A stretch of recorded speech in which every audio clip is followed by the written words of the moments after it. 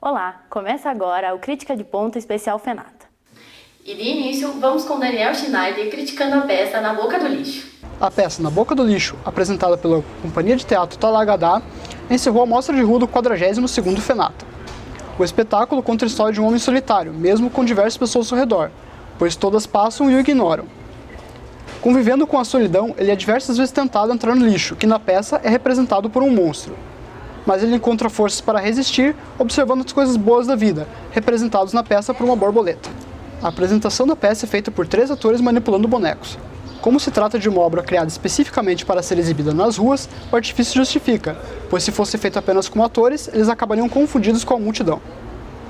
A trilha sonora que acompanha a peça dialoga com o enredo, sendo mais calmo no início, nos momentos em que a personagem relembra o passado, e mais forte nos momentos de tensão e suspense da peça, o que auxilia o espectador a compreender melhor a história.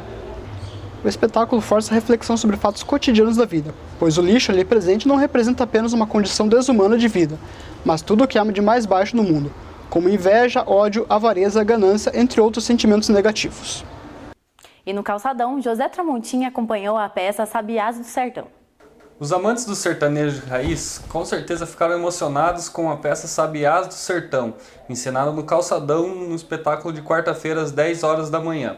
Encenada pelo grupo Cia Cênica de São José do Rio Preto, São Paulo, a peça contou a história da dupla sertaneja Cascatinha e Inhanha, que foi uma das precursoras do estilo sertanejo e também uma das poucas duplas formadas por marido e mulher. O espetáculo atraiu um bom público, muito por conta do cenário, que era muito bem produzido e chamativo, pelo figurino dos atores e também pela interação dos atores com o público, que mesmo antes da peça começar, eles já estavam servindo café para as pessoas e contando histórias para os transeuntes do calçadão. Os entreatos também chamavam muita atenção, porque era um momento onde eram tocados os clássicos sertanejos, sempre a voz e violão, e o público também entoava as canções junto com os atores. Resumindo, a peça de autoria da Clara Roncati foi uma exaltação à cultura nacional. Agora, Bruna Fernandes critica o espetáculo Greta. Escrita na década de 70 por Fernando Mello, a peça de teatro Greta tem por objetivo abordar o patético da condição humana. A peça tem apenas 3 personagens. O Pedro, que é o personagem principal, que representa um homossexual de mais de 40 anos, o Renato, que é um jovem de 20 anos de idade que veio para a cidade grande estudar medicina e é assaltado por uma prostituta com quem ele tem um caso, e então ele é acolhido por Pedro em seu apartamento. Na versão apresentada pela Companhia Policarpo de Teatro, é notável o bom entrosamento entre os atores, que prendem facilmente a atenção do público. É constante também o uso de ironias, de insinuações sexuais e piadas de duplo sentido. A gritaria e a confusão presente em cada cena vulgarizam o homossexualismo e faz criar um desconforto entre as pessoas presentes. Sem contar que a gritaria, ao longo da peça, cansa os ouvidos e não tem quem aguente, quem não fique esperando um minuto de silêncio para descansar os ouvidos. Cássia Guiar assistiu à peça Farol em Fúria, uma peça de encerramento, e vai nos contar um pouquinho sobre. Com o encerramento do 42º Festival Nacional de Teatro, a Companhia Vigor Mortis, convidada pelo Sesc, fechou com chave de ouro o festival. A companhia é de Curitiba e a marca registrada de suas peças é a peça de horror. A peça Farol e Fúria não seria diferente. Com direção de Pedro Biscaia Filho, o espetáculo conta a história de Lizzie e Meg, donas de uma pousada na ilha de Nantucket. Meg acaba sendo mordida por um cachorro com raiva e elas vão se proteger em um farol, cuidado pelo misterioso Pops. O que marca bastante a peça são os efeitos sonoros utilizados. No entanto, muitos da plateia se assustavam, que de uma hora para outra apareciam alguns sons. A peça acabou se tornando pesada pelas cenas de violência, o que chocou alguns espectadores. No entanto, o teatro se manteve lotado do início ao fim.